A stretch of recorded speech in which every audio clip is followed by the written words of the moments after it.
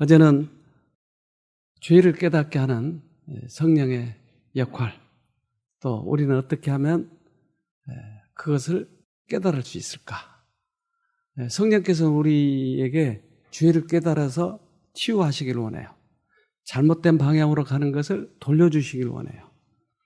그러면 내가 어떻게 하면 그 성령을 받아들일 수 있죠?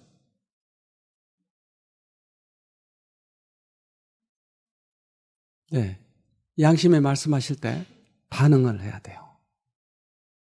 그런데 그 반응을 하지 않고 과거의 생각대로만 가버리면 우리를 깨닫게 할 수가 없어요.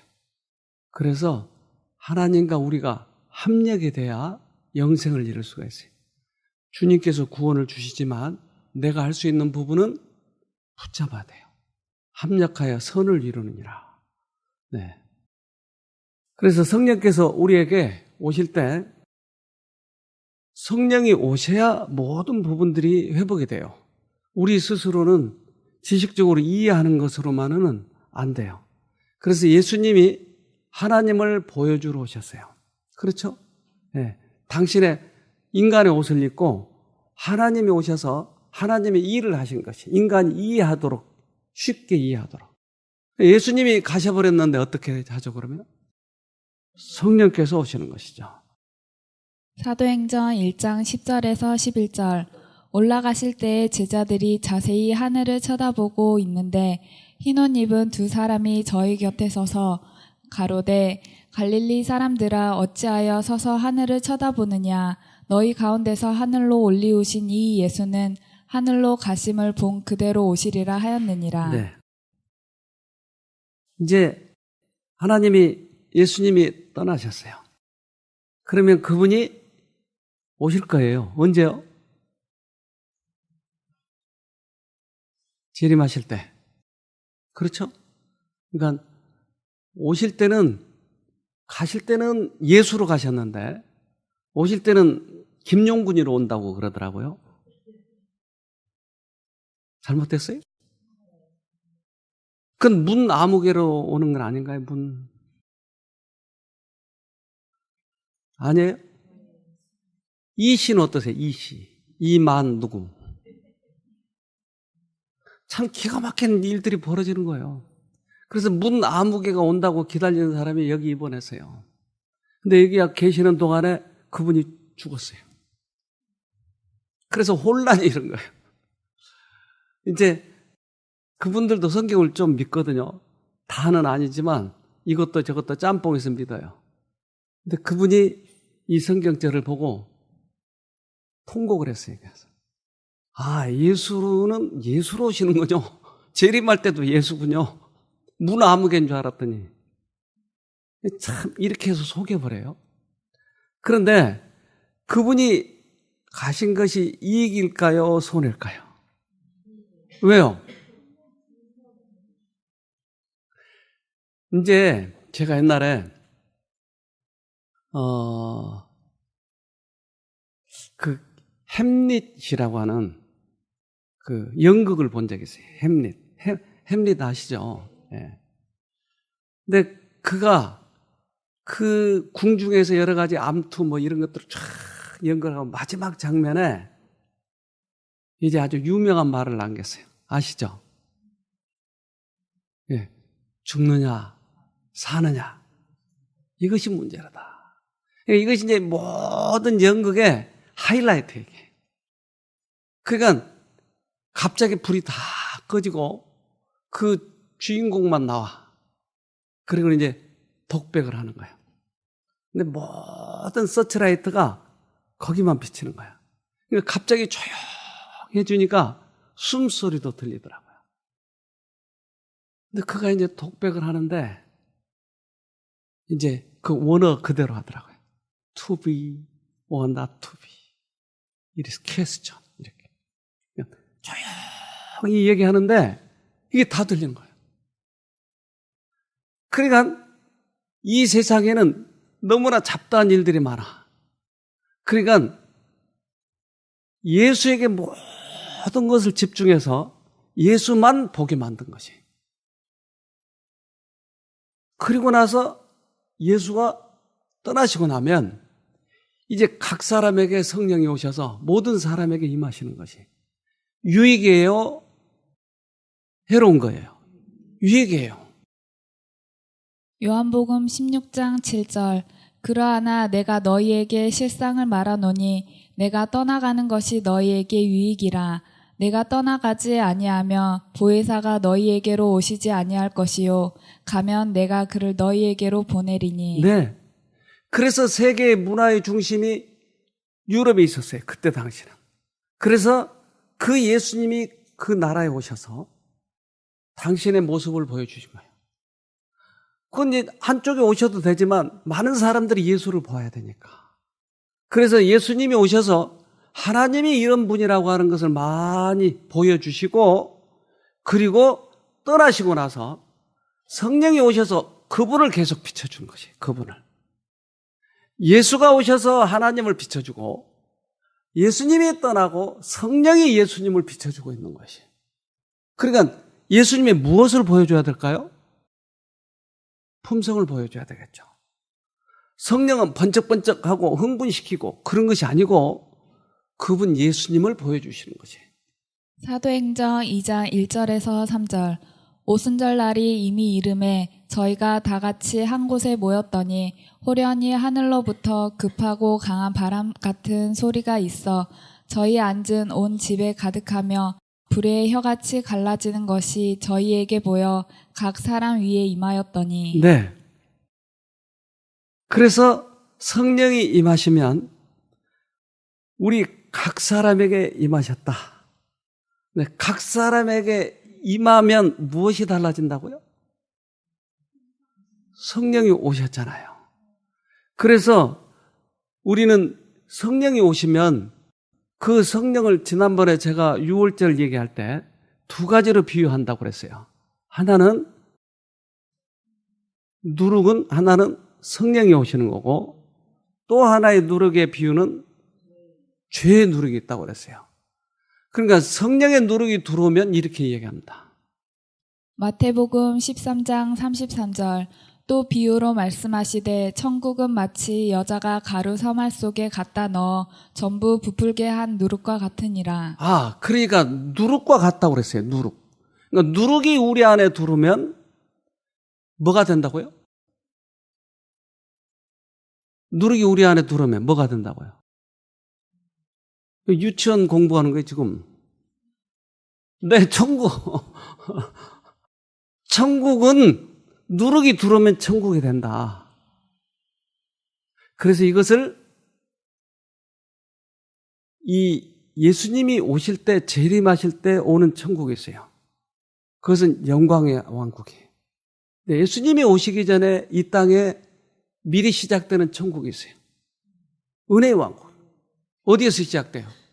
마음에서 시작이 되는 거예요. 성령이 오시면 마음에서 천국이 시작이 되는 것이에요. 성령이 오시면 마음의 천국이 되기 때문에 나중에 영광의 왕국, 재림하실 때 하늘 들어가는 거예요. 근데 천국을 경험하지 못하고 바로 들어가지는 않아요. 그래서 우리는 언제 준비가 돼야 돼요? 말씀은 이렇게 잘하시는데 이게 지금 되어야 그때 맞이하는 거예요. 근데 갑자기 획가닥 바뀌어가지고 가는 것처럼 착각을 해요. 그렇지 않아요. 그래서 지금 준비하셔야 돼요. 성령 우리 마음에 모시자고요. 네. 요한복음 16장 8절 그분이 오시며 이 세상의 죄와 하나님의 정의와 심판에 대해서 잘못 생각하고 있는 점을 깨닫게 하실 것이다. 네, 그러니까 그분이 오시면 이제까지 내가 죄된 생애를 살고 있는데 바꿔주기 위해서 그분이 오셨다. 이제까지는 엉망진창 개판으로 사는데 다시 한번 하나님처럼 살아라고 깨닫게 해준다 이 말이에요. 이렇게 사는 게 의된 생활이야 라고 깨닫게 해준다 이 말이에요. 그래서 성경에서 두 가지 비유라. 하나는 누룩은 하나는 성령을 의미하는 것이고 또 하나는 죄. 그러니까 죄된 것은 어떻게 해야 돼요? 죄의 누룩은 뺏어버려야죠. 빼앗버렸죠. 그래서 그 누룩이 없는 떡을 뭐라고 그런다고요? 네, 무교병이라고 그래요. 레위기 23장 6절 이달 15일은 여호와의 무교절이니 7일 동안 너희는 무교병을 먹을 것이요. 그러니까 예수님이 오시면 6월절, 무교절, 요제절 이 세 개가 예수님이 오심을 표상하는데, 그러니까 6월절 날 돌아가셨고 무교절 날 장사하셨고 그 다음에 요제절 날 부활하셨어요. 그러니까 예수님이 오시면 반드시 따라온 게 뭐였어요? 유교절 다음에 무교절이에요. 무교절은 무슨 뜻이라고요? 그러니까 누룩교자가, 그러니까 누룩교자니까 누룩이 없는 날 이 말이에요. 그러니까 예수님이 오시면 우리 안에 뭐가 없어진다고요? 죄가 없어진다는 얘기예요. 그러니까 예수님을 받아들이면 죄가 없어지는 것이에요. 우리 스스로는 죄를 뺏을 수가 없어요. 그러니까 예수님이 오시면 우리의 죄를 없애주신다. 그러니까 죄 없게 하도록 하기 위해서 오신 것이 예수님이다. 바리새인들의 외식은 이기주의에서 나온 것이었다. 자신을 영화롭게 하는 것이 그들의 생애의 목적이었다. 그들로 성경의 말씀을 왜곡하고 악용하며 그리스도의 사명의 목적에 눈을 감게 한 것은 바로 이것이었다. 네. 그러니까 바리새인들의 외식을 예수님은 많이 나무라시는데, 바리새인의 누룩, 곧 외식을 조심하라라고 예수님 말씀하시. 그러니까 외식, 이것은 누룩이었어요. 누룩은 두르면 부풀리는 거예요. 별거 아닌 사람이 폼재는 거예요. 이것은 죄예요, 죄. 내가 신앙이 잘한다고 폼재려고 하는 것 죄예요. 예수님이 오시면 우리들의 죄를 빼내기 때문에 저절로 품성이 바뀌는 것이, 그것은 자랑 안 해도 다 아는 것이에요. 근데 자기를 높이는 이 정신, 이것은 죄된 것이에요.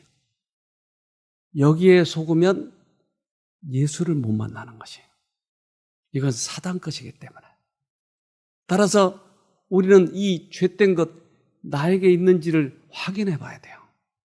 폼재지 마세요. 이거 아주 위험한 것이. 신앙 잘한다고 다른 사람한테 이렇게 하는 것, 이것 좋지 않아요. 그런데 교회 안에 그것이 팽배해 있어요. 아, 누구 김집사 올해 침례 10명 줬어요. 그리고 설교 단상에서 누구 헌금 얼마 냈어요. 얼마 내서 이걸 잊고 있는 거, 이게. 이게 근원이 어디 있는지 우리가 보자고요. 그래서 우리는 누룩을 좀 빼야 되지 않겠어요? 누룩. 그리고 누룩 냄새 나죠, 여러분? 빵 먹을 때 누룩 많이 들어가면 냄새 나요, 안 나요? 어떤 냄새던가요? 시큼털털. 누룩이 많은 사람들, 폼재고 있는 사람 냄새 안 나던가요? 시큼털털 하잖아요. 이거 조심하자고요. 이 거짓 원칙은 일단 받아들여진 바 되면 마치 가루 속에 든 누룩과 같이 품성에 침투하여 변화시키는 작용을 하였다. 사람들로 하여금 그리스도의 말씀을 받아들이기는 그렇듯 어렵게 만든 것은 바로 이 기만적인 교훈이었다. 네, 전혀 다른 것이다 이 말이죠. 사단의 누룩은 자기를 내세우는 것이에요. 폼을 재는 것이. 근데 그리스도는 죽기까지 복종하신 것이에요. 십자가의 죽으심이에요. 전혀 다른 것이에요. 서로 상충되는 것이. 그러니까 이것을 붙잡고 있으면 이 예수를 못 만나는 것이에요. 외식은 이기주의에서 나온 것이었다. 자신을 영화롭게 하는 것이 그들의 생애의 목적이었다. 그들로 성경의 말씀을 왜곡하고 악용하며 그리스도의 사명의 목적에 눈을 감게 한 것은 바로 이것이었다. 네. 그래서 선은 자기 선, 자기 의를 나타내는 것은 이기주의예요. 예수님은 이타주의인데 전혀 다른 것이다고요. 우리 영상을 하나 봅시다. 무슨 일이 일어나고 있는지 알기 위해서는 보이지 않는 세계로 들어가 봐야 한다. 지구상에 존재하는 모든 식물의 잎 내부에는 최초의 녹색 박테리아의 직계 후손들이 있다.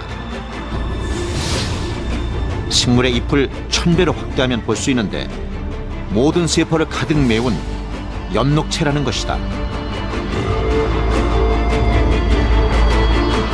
엽록체는 여전히 박테리아처럼 행동하는데 실제로 섬광을 향해 이동하는 것을 볼 수 있다.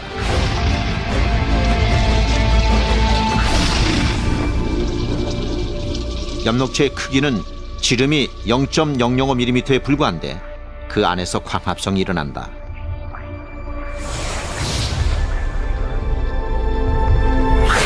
태양 광선은 광자로 이루어져 있다. 광자는 빠르게 이동하는 전자기 에너지 입자다.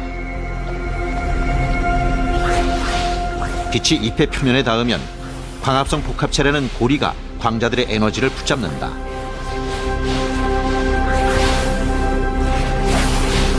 이 복합체 안에서 12개 광자의 에너지를 이용해 물 분자를 분리한다.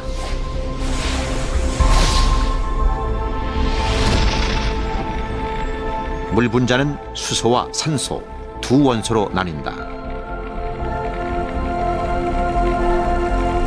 식물이 생존하고 자라려면 수소가 필요하다. 하지만 이 실험은 식물이 폐기물로 배출하는 물의 다른 부분에 성패가 달려 있다. 바로 산소다. 0.001 미리 그 조그마한 데서 그 일이 일어나고 있네요. 그런 이파리 속에서, 그 얇은 이파리 속에서 그 공장이 있더라니까요. 그런데 얘들이 광자가 들어오면, 햇볕의 광자를 이걸 붙잡아서 하는 일이 뭐죠? 광합성. 근데 그 광합성의 핵심은 뭐였어요? 지금 보니까 산소와 수소를 분류하는 거예요. 우리는 예수를 보고 있으면, 예수를 만나면 우리 안에 무슨 일을 할까요? 죄를 분리하는 거죠. 이거 누가 하는 거예요? 예수님이 하는 것이에요. 예수님만 못 만나게만 하면 우리 안에서 이 일이 이루어지지 않기 때문에 적극적으로 못 만나게 하려고 하는 것이에요. 누군가가. 네. 히브리서 4장 12절 하나님의 말씀은 살아있고 힘이 있어서 어떤 양날 칼보다도 더 날카롭습니다. 그래서 사람 속을 꿰뚫어 혼과 영을 갈라내고 관절과 골수를 갈라놓기까지 하며 마음에 품은 생각과 의도를 밝혀냅니다. 그 하나님의 말씀이 들어와서 하는 일이 쪼갠대요. 산소와 수소를 나눈대요. 죄와 의를 나눈대요. 그래서 죄는 버려버리고 수소는 이산화탄소와 결합해서 영양분을 만드는 거예요. 우리 안에 의를 분류해가지고 우리의 품성을 바꿔버린대요. 여러분 그러고 싶지 않으세요? 그러니까 만나기만 하면 되는 거예요. 만나기만. 그런데 이것이 안 되니까 내가 할 부분이 있다고 생각하는 것이, 이것이 안 되니까. 그래서 내가 내 힘으로 내가 율법을 지키는 거예요. 의로워지는 것이. 이것이 외식이에요. 포장을 했어요, 자기를. 그러나 예수님을 만나보면서 보면은 뭐 달라요. 그분이 하니까. 안 되면 그분한테 가면 되는 것이에요. 그러니까 이게 못 만난 사람이 많으니까 이 죄가 팽배해 있어요, 교회 안에. 너무나 많은 사람이 자기 힘으로 율법을 지켜가지고 선행을 해서 다른 사람에게 보여주려고 하는 것이. 이기주의에서 나온 것이. 예수님은 그분이 하시겠다고 하는 것이에요. 나한테 마음을 주라고 하는 것이 그분은. 그러면 그분이 해주시겠다고 하는 것이에요. 히브리서 9장 13, 14절 염소와 황소의 피와 및 암송아지의 죄로 부정한 자에게 뿌려 그 육체를 정결케 하여 거룩케 하거든 하물며 영원하신 성령으로 말미암아 흠없는 자기를 하나님께 드린 그리스도의 피가 어찌 너희 양심으로 죽은 행실에서 깨끗하게 하고 살아계신 하나님을 섬기게 못하겠느뇨. 6,000년 동안, 4,000년 동안, 4,000년 동안 계속 제사를 드렸어요. 양, 피로 구원받는다. 피로 구원받는다. 그런데 그분이 와서 죽었어요. 그러면 죽은 그것이 우리들의 행실을 바꿔주지 못하겠느냐는 것이에요. 4,000년 동안이나 표상으로 계속 죽였는데 그 양을. 그런데 실제적으로 오신 그분이 우리의 마음을 바꿔주지 않겠느냐. 왜 못 믿느냐는 것이에요. 왜? 영상 또 하나 봅시다. 이는 힌두교의 고행의식이랍니다. 그저 먹고 마시는 축제가 아니라 자신을 희생하며 신에게 속죄를 드리는 고행축제. 원래는 한 사람만 행하던 의식에 올해는 8명이 참가했습니다. 바라는 것을 이루기 위해 자신의 몸을 희생해서 신께 바치는 거예요.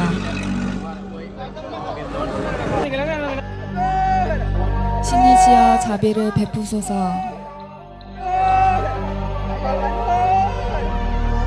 일순간 지켜보는 사람들도 긴장을 하는데요.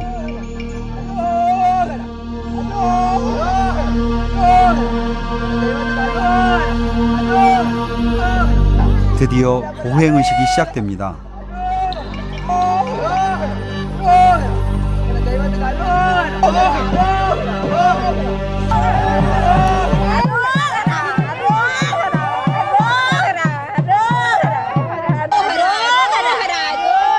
신의 자비를 간절히 눈물로 빌어봅니다. 고행자들의 마지막 길이랍니다. 고행자가 마지막 길로 들어섭니다. 단 몇 발자국, 지켜보는 가족들의 마음도 타들어갑니다.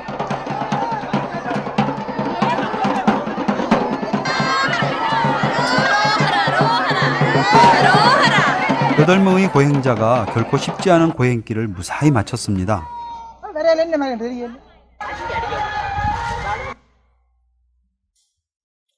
세상의 모든 종교는 그리스도교하고 전혀 달라요. 그들의 고행과 선행으로 구원을 얻으려고 하는 거예요.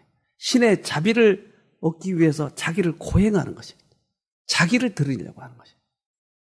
그래서 아프리카 같은 데는 그 처녀 죽이잖아요. 제단에다 바치잖아요. 근데 그리스도교는 그리스도가 우리한테 자기 몸을 바쳐버린 것이에요. 아주 달라요. 전혀 달라요. 근데 우리들의 사상은 죄된 것이 있기 때문에 우리를 바쳐서 신의 비율을 맞춰서 구원을 얻으려고 하는 사상이 있다고 하는 것이에요. 근데 그리스도는 우리의 비율을 맞추기 위해서 당신이 죽어가지고 우리에게 주어버렸다니까요. 내가 받아들이기만 하면 구원인 것이에요. 전혀 달라요. 전혀. 그러니까 내가 선행을 하고 고행을 해서 구원을 얻으려고 하는 이 사상이 그리스도교 안에 들어와 있어요, 지금. 그래서 내가 외식을 하는 거예요. 율법을 지킨 척 하는 것이. 이게 너무나 자연스럽게 들어와 있기 때문에 이게 죄인지를 모르고 있는 것이. 그리고 이것을 자랑하고 있는 것이. 우리의 죄가를 속하기 위하여 멀고 지리한 순례나 또는 고통스러운 고행을 할 필요는 없다. 다만 죄를 자복하고 버리는 자는 불쌍히 여기심을 받을 것이다. 네. 너무 간단한 거예요. 우리는 믿음으로써 구원 얻는 것이에요. 선행으로 구원 얻는단 말 성경 한 군데도 없어요.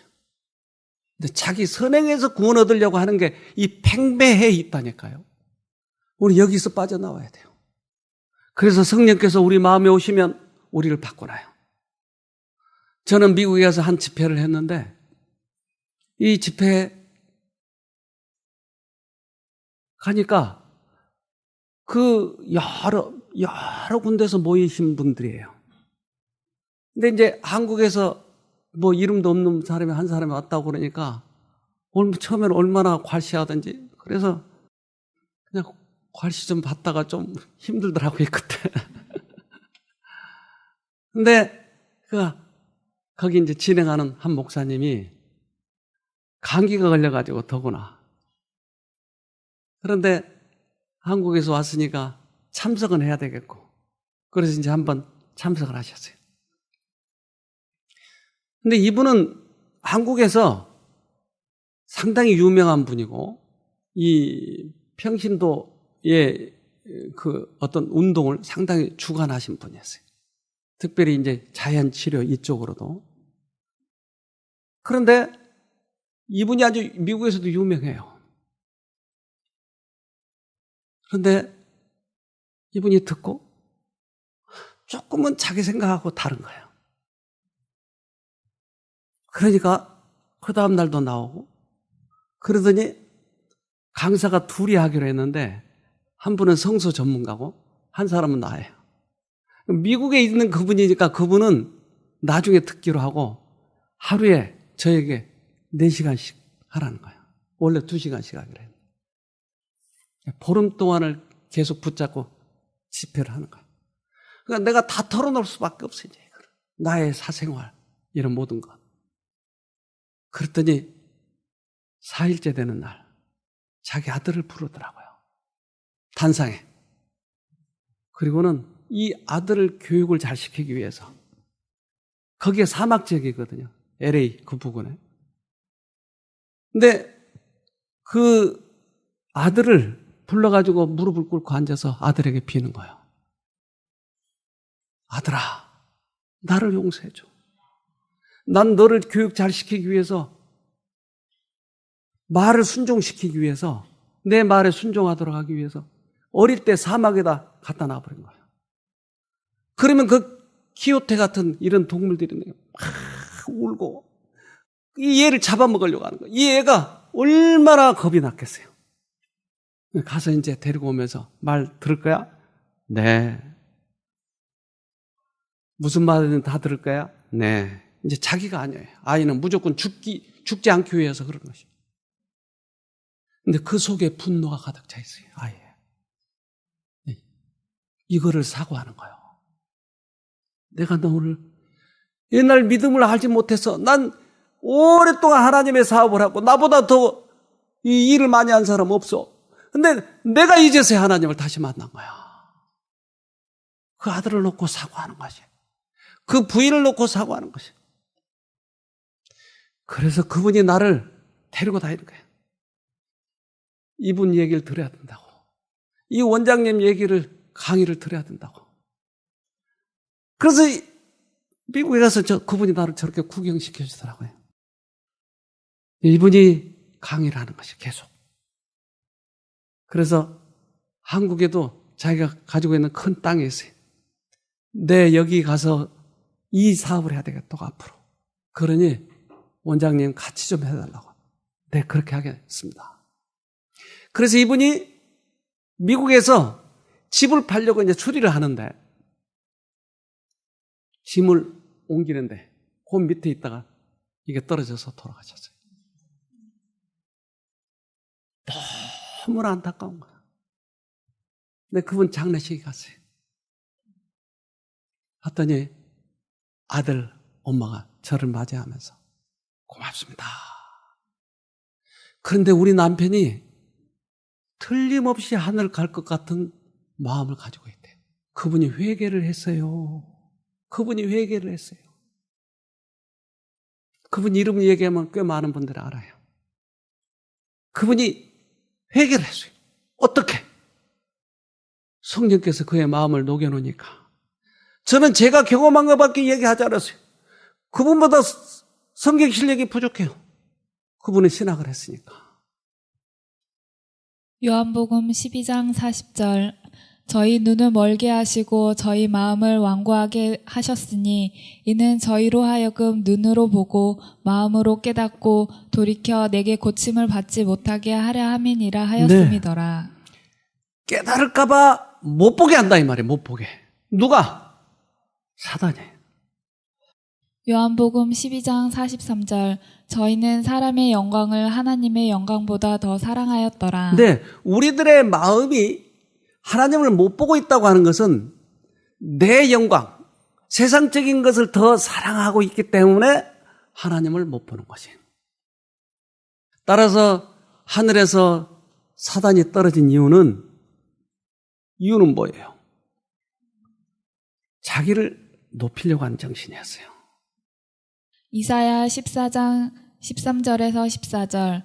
너는 마음속으로 내가 하늘로 올라가 내 보좌를 하나님의 별들보다 더 높은 곳에 두겠다. 또 내가 신들의 거룩한 산 위에 자리를 잡고 앉겠다. 구름 꼭대기까지 올라가 가장 높으신 하나님과 같아지겠다라고 하더니. 네, 사단의 속성은 결국은 뭐예요? 자기를 높이는 정신이에요. 하나님만큼 높이겠다는 것이. 제자들이 예수님이 십자가에 박힐 때 그들이 어려움에 빠지고 속임에 당한 것은 뭐였냐면 그들이 높이려고 했던 것이에요. 누가복음 9장 46절. 제자 중에서 누가 크냐 하는 변론이 일어나니 예수님은 십자가에 달리시려고 하는데 자기를 높여가지고 이 큰 제자, 그 자리를 차지하려고 하는 거예요. 순서를 정하려고 하는 것이었어요. 마태복음 18장 1절에서 4절. 그때 제자들이 예수께 다가와서 물었습니다. 하늘나라에서는 누가 가장 큰 사람입니까? 예수께서 어린이 하나를 곁으로 불러서 그들 가운데 세우시고 말씀하셨다. 내가 진정으로 너희에게 말한다. 너희가 돌이켜서 어린아이들과 같이 되지 않으면 절대로 하늘나라에 들어가지 못할 것이다. 그러므로 누구든지 이 어린아이와 같이 자기를 낮추는 사람이 하늘나라에서는 가장 큰 사람이다. 네, 바로 이 정신이었어요. 이것 때문에 그들은 하늘에 들어갈 수 없을 뻔했어요. 근데 어린아이처럼 낮추라고 하는 것이에요. 영상을 봅시다. 여러분이 확인하신 칼 2개가 잠깐 들어갔다 나올 테니 여러분 눈을 꿰뜨시고 잘 지켜보시기 바랍니다. 갑니다. 아이고, 혜성이 어떡하니?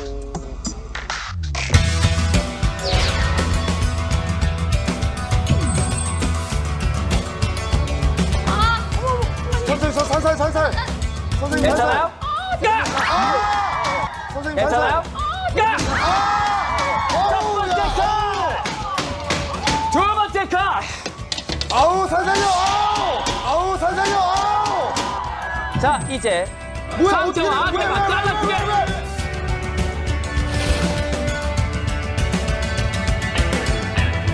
뭐야, 어떻게 돼? 상체와 앞에만 잘라주게!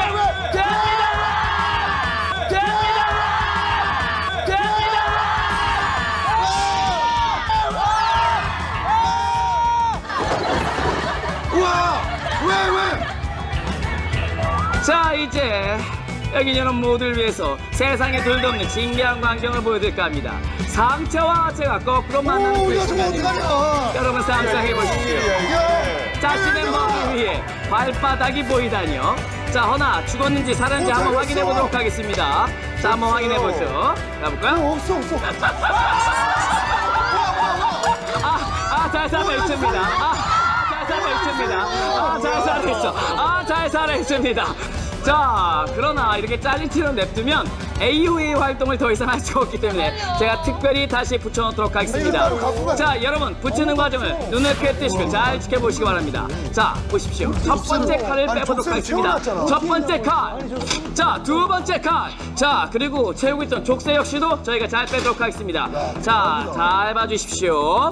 자, 그리고 이제 여러분의 함성이 필요합니다. 여러분의 함성 하나 둘 셋 큰 함성과 함께 우리 잘려진 혜정 씨의 몸은 다시 붙여지게 될지도 모릅니다. 자, 여러분의 큰 함성이 필요합니다. 하나 둘 셋. 어떻게 했어, 이거? 붙었어. 괜찮아? 하나 둘 셋. 붙었어. 괜찮아? 자, 그대로 내려와 주시고, 자, 우리 수고해준 혜정 씨에게 다시 한번 여러분의 큰 박수가 필요합니다. 와! 좀 믿어지세요? 네? 속임수요? 그러니까 인간의 생각을 우리들이 이제까지 가지고 있던 상식을 뛰어넘을 때 사람들이 속아요. 그렇죠? 잘린 것 같지만 뭔가 저기에 문제가 있잖아요. 그래서 사람을 그렇게 자르기도 하고 띄우기도 하고, 그러니까 우리들의 상식을. 예를 들면 이 벽에서 손이 쑥 나온다 합시다. 놀래요? 근데 이거 사단 할 수 있어요? 할 수 있어요. 그래서 저 마술은 제가 잘 모르지만 이게 짬뽕돼 있는 것 같아요. 사단의 속임수와 사람의 이해력의 속임수와 이런 것들이 짬뽕돼 있는 것 같아요. 뭐가는 잘 몰라요. 저도 지금 이것을 해결하고자 하는 거 아니고. 근데 그가 그렇게 하더라 이 말이에요. 데살로니가 후서 2장 9절에서 10절. 그는 사탄의 힘을 빌어서 큰 능력을 보일 것입니다. 많은 거짓 기적과 표적을 행하는 것은 물론 진리를 사랑하고 따르기를 거부한 사람들을 자기 편으로 끌어들이기 위해 온갖 꾀를 사용할 것입니다. 만약 이들이 진리를 따랐다면 구원받을 수도 있었을 것입니다. 그러니까 기적, 이적 이것을 통해서 사람들을 속이더라. 그러니까 우리들의 눈의 한계, 그것을 넘어서 사단은 얼마든지 할 수 있다 이 말이야. 근데 그 상식이 넘어지면 이것에 속아버린 것이. 이것을 많이 가지고 이용을 하는 것이. 요한복음 8장 44절 너희는 너희 아비 마귀에게서 났으니 너희 아비의 욕심을 너희도 행하고자 하느니라. 저는 처음부터 살인한 자요 진리가 그 속에 없으므로 진리에 서지 못하고 거짓을 말할 때마다 제 것으로 말하나니 이는 저가 거짓말장이요 거짓의 아비가 되었음이니라. 아, 사단이 원래 거짓말장이었군요. 눈속임을 하는군요. 그러니까 우리가 이 우리들의 눈에 한계에 넘어간 것들은 못 본다 이 말이에요. 그럼 이 사단 것인지 아닌지를 어떻게 구분하죠? 지금 못 보게 하려고, 예수님을 못 보게 하려고 별의별 수단을 다 쓴다 이 말이에요. 고린도후서 4장 4절 그들 가운데서 이 세상의 신이 믿지 않는 자들의 마음을 어둡게 하여 하나님의 형상이신 그리스도의 영광의 복음의 광채를 보지 못하게 하였다. 예수님은 아버지의 품성을 보여주러 이 땅에 오셨어요. 예수님이 떠난 다음에 성령께서 그분을 보여주게 하신다 이 말이에요. 그러니까 그 무엇, 예수의 무엇, 하나님의 무엇을 보여주려고 하시더라 이 말이에요. 그것을 못 보도록 하는 모든 것들이 사단이 하고 있다고 하는 것이요. 그런데 육에 속한 사람들은 이것을 구분을 잘 못해요. 왜? 그 영적인 부분을 지금 놓치고 있다 이 말이에요. 그리스도는 하늘 아버지의 품성과 속성과 완전성이 모두 같다는 점에서 하늘 아버지의 형상의 현현이다. 아버지 하나님은 예수와 같으시다. 아담과 하와는 본래 그 형상으로 지음받았으며 인류에게 그 형상을 회복시켜주는 것이 구원의 계획의 목표이다. 네, 그러니까 사단이 속임수를 쓰고 하지만 그가 한계가 있단 말이에요. 넘어갈 수 없는 한계, 그게 뭘까요? 품성이에요. 아버지의 형상, 이것을 그는 보여줄 수가 없는 것이에요. 그러니까 사단 것인지 아닌지 어떻게 구분해야 돼요? 그래요. 그래서 그의 열매로 그들을 알지니라 라고 얘기해요. 고린도전서 2장 14절 육에 속한 사람은 하나님의 성령의 일을 받지 아니하나니 저희에게는 미련하게 보임이요 또 깨닫지 못하나니 이런 일은 영적으로라야 분변함이니라. 육에 속한 사람이라고 하는 것은 이 세상에 있는 것만 가장 크게 보고 있다고 하는 것이. 그러니까 그 하늘 너머에 우리 인간의 한계에 넘어 있는 그 하늘을 보고자 하는 사람들에게는 이것을 열어주시는 것이 하나님께서. 예수님은 그래서 당신은 목자, 우리를 양이라고 그래요. 그런데 예수님을 따라가는 자, 즉 하늘을 사모하는 자에게는 하나님께서 보여주는 것이 있다니까요. 요한복음 8장 47절 하나님께 속한 사람은 하나님께서 하시는 말씀을 듣는 법이다. 이는 너희가 하나님의 말씀을 듣지 않는 것은 너희가 하나님께 속해 있지 않기 때문이다. 네. 그래서 우리는 하나님께서 이끄시는 그 성령의 음성에 의해서 끌려가면 이제 이것이 비춰지고 밝혀지고 다른 사람을 볼 때 그가 돈을 얼마나 가졌느냐, 그가 얼마나 높은 지위냐, 이것보다 그 속에 있는 그 내용물이 뭐냐를 더 중요하게 보더라. 제가 상담을 할 때 처음에 가장 주눅이 든 게 누구였냐면 신학 박사들, 이런 사람들이 오면 기가 박추고 나보다 더 저 사람이 많이 아는데 그러니까 상담을 하기가 힘들었어. 그래서 좀 꺼려했고, 그 다음에 또 힘든 사람이 누구였냐면 돈 많이 가진 사람이에요. 돈 많이 가졌기 때문에 괜히 내가 주눅이 들어. 그 사람이 날 줘요? 주는 것도 아닌데 왜 내가 주눅이 드는지 모르겠어요. 그러니까 뭐 학식이 많고 돈이 많고 그러면 내가 괜히 주눅이 들고 있더라고요. 그래서 말도 더듬게 되고. 근데 어느 날 이게 눈을 탁 벗겨주시는 거예요. 그러니까 그 속에 있는 성품이 보이니까 이 껍데기 거는 아무것도 아니더라고요. 알고 보니까. 그러니까 하나님의 말씀을 듣지 못한 이유는 육적인 것에 대해서 너무나 크게 보고 있기 때문에 그것이 뭐였냐는 것이 육적인 것들이 결국은. 고린도 교회에서는 일부 교인들의 생애 속에 나타난 파벌 정신과 경쟁, 다툼과 부도덕함, 자만심과 이기심으로 인해 복음이 가려졌다. 열린 마음과 정신을 가진 사람은 열린 복음을 다시 만나게 되었다. 네.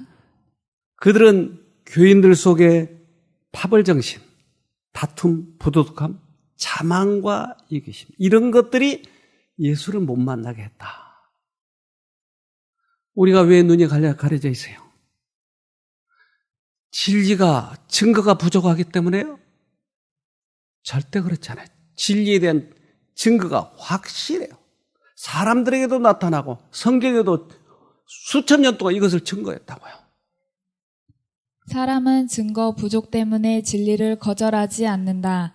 실제로 그들은 그보다 훨씬 적은 증거를 가진 수천 가지 것들을 믿을지 모른다. 네. 그러니까 우리가 보이는 것에 대해서 믿고 따라가잖아요. 지금 3층인데 이 천정이 내려앉을까 봐 걱정 안 하고 있잖아요. 왜? 이걸 믿고 있으니까. 근데 예수님의 말씀이 그보다 증거가 부족하냐 하는 거예요. 더 확실히 말아요. 우리들의 마음에 지금 어느 쪽을 향하느냐 하는 것이에요. 가려진 이유는 그것들이에요, 결국.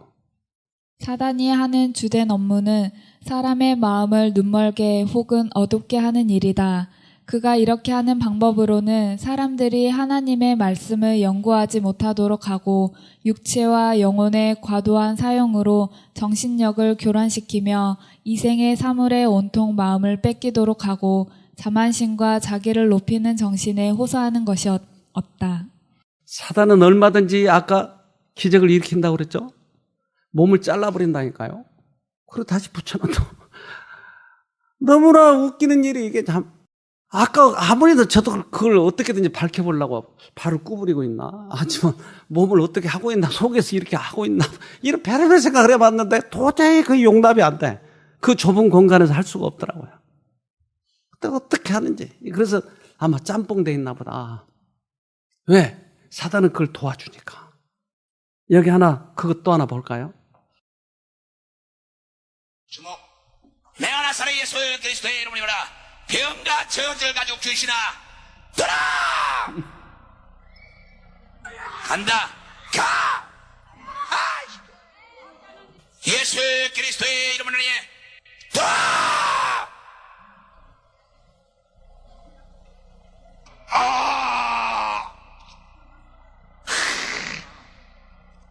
야, 이 더러운 귀신아, 요동을 해봐. 가라!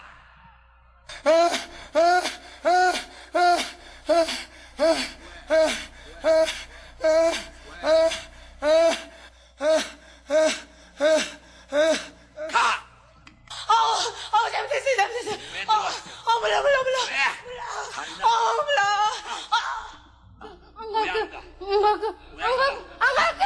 왜 안 가? 예수가 나를 존재했는데 안 가?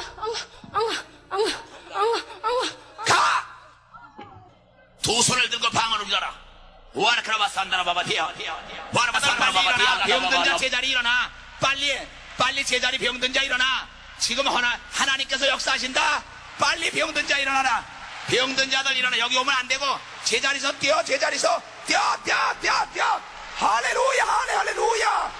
할렐루야. 너도 걸어. 너도 일어나 걸어. 일어나. 뛰어 너도 뛰어. 뛰어라 그래. 뛴다. 막 뛰어.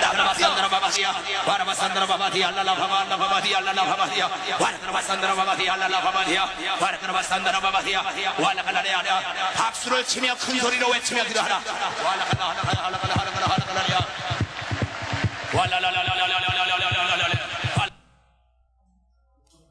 여러분 어떻게 생각하세요? 그래서 우리들이 이제 분별을 해야 되겠는데 지금 하나님 이름 이야기하고 할렐루야 하고 이제 겉모습은 그런다 이 말이에요. 근데 제가 정말 성령께서 오시는 건가? 여러분 어떻게 생각하세요? 아까 성령의 능력에 대해서 우리가 봤잖아요. 여기 한번 휘어잡히면 좀처럼 하나님의 능력을 인정하려고 하지 않아요. 그런데 주님께서는 이렇게 얘기하십니다. 주님께서 당신의 성령으로서 마음을 감동케 하신다는 명백한 증거가 여기에 있다. 본능적인 결함과 싸워서 승리할 때 하나님의 자녀들에게 일어나는 기적은 육신의 병을 고치는 기적보다 더 위대한 기적이다. 자기의 마음이 변화되는 것은 육신의 병 고친 것보다 훨씬 더 큰 기적이다. 그러면 사단도 병 주고 병을 뺏을 수 있을까요? 하나님의 말씀은 사단이 이적을 행할 것을 선언하고 있다. 사단은 사람들을 병 걸리게 할 것이며 그리고 나서 갑자기 그의 흉악한 권세에서 벗어나게 할 것이다. 그리하여 사람들은 마치 저희가 고침을 받은 것처럼 생각하게 될 것이다. 네. 그래서 병을 줬다 뺐고 줬다 뺐고 하는 것을 할 수 있다 이 말이에요. 이제 우리가 어떻게 선택해야 되냐는 거예요. 그래서 최종적인 시금석은 이게 무슨 나무죠? 매화나무 틀렸어요. 살구나무. 살구나무는 뭘 열려야 돼요? 살구가 열려야 돼요. 마태복음 7장 20절에서 21절. 그러므로 너희는 그 열매를 보고 그 사람들을 알아야 한다. 나더러 주님 주님 하는 사람이라고 해서 다 하늘나라에 들어가는 것이 아니다. 하늘에 계신 내 아버지의 뜻을 행하는 사람이라야 들어간다. 많은 기적을 일으켜도 할렐루야 여호와 이런 거 불러도 그것이 가짜일 수 있다고 하는 것이에요. 주여 주여 하는 자마다 다 천국에 들어간 것이 아니다. 마태복음 7장 22절에서 24절. 그날에 많은 사람이 나에게 말하기를 주님 주님 우리가 주님의 이름으로 예언을 하고 주님의 이름으로 귀신을 쫓아내고 또 주님의 이름으로 많은 기적을 행하지 않았습니까? 할 것이다. 그때 내가 그들에게 분명히 말할 것이다. 나는 너희를 도무지 알지 못한다. 불법을 행하는 자들아 내게서 물러가라. 그러므로 내 말을 듣고 그대로 행하는 사람은 반석 위에다 자기 집을 지은 슬기로운 사람과 같다고 할 것이다. 최종적인 시금석은 그거밖에 없어요. 그의 열매로. 그 열매는 그리스도의 법에서 나오는 열매. 그분의 품성의 사본인 법. 그래서 주님이 우리 마음에 오시면 주님처럼 사랑하게 되는 것이에요. 주님이 우리 마음에 오시면 다른 사람을 용서하게 되는 것이에요. 그분처럼. 이것이 시금석이다 이 말이에요. 그런데 그렇게 싸우고 용서하지 못하고 그러지만 교회에다 헌금을 많이 내니까 마치 용서를 하지 않은 사람도 그것이 구원을 주신 것처럼 착각하고 있는 것이에요. 그래서 우리들의 시금석은 결국 열매로 알지니라요. 이스라엘 백성들은 지금도 예수를 부인하고 있어요. 그들은 십자가에 대해서 예수님에 대해서 그렇게 말씀을 하셔도 그들은 끝까지 거절했어요. 그들은 뭘 요구한지 아세요? 이스라엘 사람들. 고린도전서 1장 22절에서 24절. 유대 사람은 기적을 요구하고 그리스 사람은 지혜를 찾으나 우리는 십자가에 달리신 그리스도를 전합니다. 그리스도가 십자가에 달리셨다는 것은 유대 사람들에게는 거리낌이고 이방 사람에게는 어리석은 일입니다.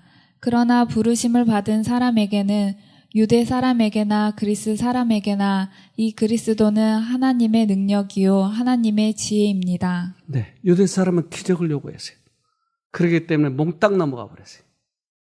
지혜, 그리스 사람들, 지혜는 얼마든지 인간의 지혜를 만들어낼 수가 있어요.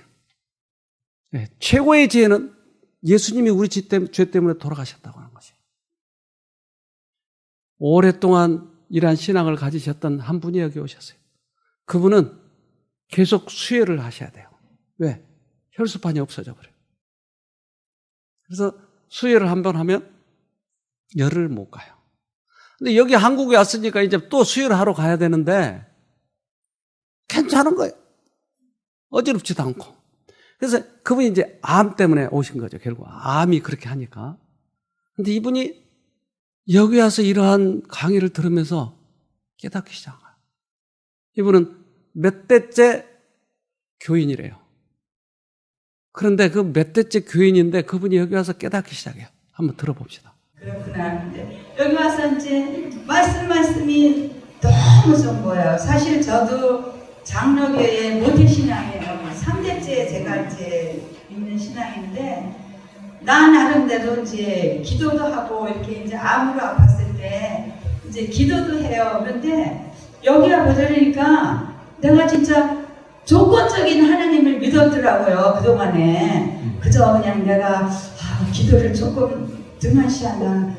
이거 하나님이 기도 등한시한다고 또 저기 하지 않나 싶은 생각에 또 무릎을 꿇고 이제 그러니까 뭐 그냥 말하자면은 이거 내가 기도 하나면은 내 병이 더 심해질 것 같고 내가 또 어떤 땐 괴로워가지고 나 주일날도 좀 빠지고 싶은데 그러다가도 안 되지 주일날 빠지면 안 되지 이렇게 그런 모든 게 내가 정말 조건적인 하나님을 믿었더라고요. 하나님은 그런 분이 아닌데 무조건적으로 우리한테 이게 원장님 말씀 들으니까 무조건적으로 다 우리를 사랑해 주시고 우리가 어떤 죄를 졌더라도 하나님이 정말 우리 죄를 사하여 주셔서 우리가 정말 어떤 잘못을 했더라도 예수님의 그 십자가 보혈로 우리를 깨끗게 하시고 용서해 주시고 그래서 이제 무조건적으로 우리를 사랑해 주셨는데 여태까지 제가 이제 그 오래 믿는다고 하면서도 그게 안 됐던 것 같아요. 그래서 이제 거기서 내가 이제 한 가지 이게 내가 잘못된 거구나 그렇게 생각을 하고 또 한 가지는 제가 항상 뭐 이제 쉬지 말고 기도하라 뭐 이제 범사에 감사하라 이제 항상 기뻐하라 쉬지 말고 기도하라는데 어떻게 사람이 안 쉬고 기도할 수 있겠어요? 솔직히 말해서 여기에서 보니까 이게 쉬지 말고 기도한다는 게 정말 우리가 이게 그 두 가지 생각이 딱 이렇게 떠오를 때 하나님 쪽을 딱 우리가 선택하면서 하나님 이거 나 도와주세요. 나 이거 이러면 안 되잖아요. 막 이렇게 기도하면은 이게 바로 쉬지 말고 기도하라는 그 뜻이구나. 내가 너무 그거를 듣고 바로 이게 그렇구나. 이제 제가 이제 여기 올 때 제가 수혈을 미국에서 3번을 받았어요. 수혈을. 왜냐면은 이 뼈로 이렇게 전이가 되면은 혈소판이 막혀가지고 조혈이 안 된대요. 그래가지고 남들은 뭐 이렇게 헤모글로빈 수치가 건강한 남자들은 14, 보통 여자들은 13, 아주 노인네들은 12 그렇게 된대요. 근데 저는 7이에요 그게. 그래가지고 의사들이 놀래요. 이렇게 되면은 가다가 쓰러질 수도 있고 그러니까 이게 수혈을 받아야 된다. 그리고 저도 이제 기운이 없고 그 수혈 이제 그 피가 그러니까 그래서 3번을 이제 2번 받고 근데 그거 받으면은 뭐 열흘도 안 가요 솔직히. 그거 두 팩 그거 하면은 한 열흘 동안만 반짝하고 마찬가지예요. 그래서 제가 여기 오기 전에 한 3, 4일 전에 수혈을 받고 왔어요. 이제 의사가 너 한국 가면은 큰일 난다. 그 헤모글로빈 수치 그렇게 가면은 큰일 나니까 수혈을 받고 빨리 와라 이제 그랬어요. 그래가지고 이제 수혈을 받고 왔어요. 그런데 저는 이제 잊어버리고 있었는데 우리 남편이 전화가 와서 당신 수혈 안 해도 되느냐고. 그때 생각하니까 저 지금 아무렇지도 않거든요. 네. 걷는 것도 여러분보다 제가 더 빨리 그러니까 하나님께서는 지금도 우리를 만나시기 위해서 여러 가지 방법으로 우리에게 제시하시는 거예요. 그러니까 궁극적인 목적은 결국 하나님을 만나고 하나님의 품성을 결국은 담고 하늘을 가는 것이에요. 즉 누룩을 빼버린 것이. 근데 누룩을 안고 계속 이걸 가지고 버티니까 좀처럼 회복이 안 되는 것이.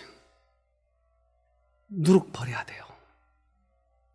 내가 가지고 있는 거 버려야 돼요. 폼 재는 거 버려야 돼요. 이게 우리를 치료를 못하게 하고 있는 것이에요. 고린도전서 5장 8절 이러므로 우리가 명절을 지키되 묵은 누룩으로도 말고 괴악하고 악독한 누룩도 말고 오직 순전함과 진실함에 누룩 없는 떡으로 하자. 네. 그래서 이제 정직하게 가자고요.